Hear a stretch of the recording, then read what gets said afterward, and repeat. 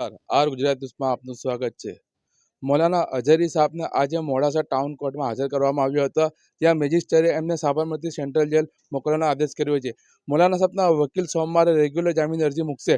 Sabarmati central jail મોકલવાનું કારણ એ છે કે મૌલાના સાહેબનું સલામતીના કારણસર અમદાવાદ સાબરમતી સેન્ટ્રલ જેલ મોકલવામાં આવ્યા છે. રઈસ સૈયદ.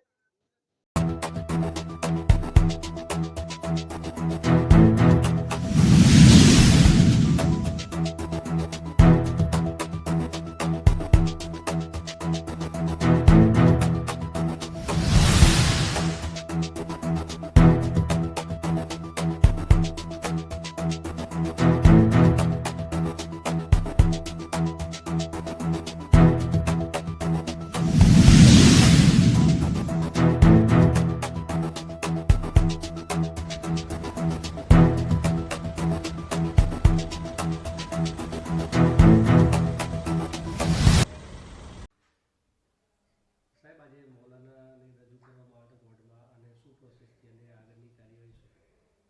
ગઈ તારીખ 24 ડિસેમ્બરના રોજ મોડાસાની અંદર મૌલાના મોહમ્મદ સલમાન મુફ્તી અઝહરી કે જેઓ મુંબઈ ઘાટકોપરના છે, એમના એક ધાર્મિક ભાષણ માટેનું આયોજન મોડાસા કસ્બા જમાતના પ્રમુખ ઈશાકભાઈ દ્વારા કરવામાં આવેલું હતું.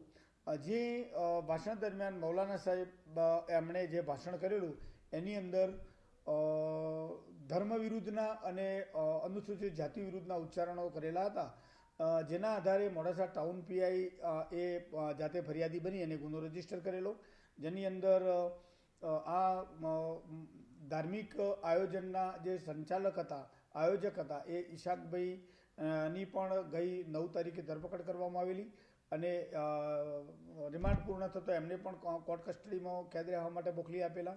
જ્યારે મૌલાના મુફ્તી અઝહરીને પણ ગઈ 12 તારીખે નામદાર કોર્ટ સમક્ષ રજૂ કરેલા અને એમના રિમાન્ડ આજે પૂર્ણ થતો કોર્ટમાં રજૂ કરતો નામદાર કોર્ટે એમને જ્યુડિશિયલ કસ્ટડીમાં કેદ રહેવા સારું સાબરમતી જેલ અમદાવાદ ખાતે મોકલી આપેલ છે.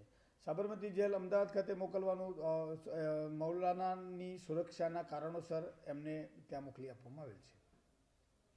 ઓકે.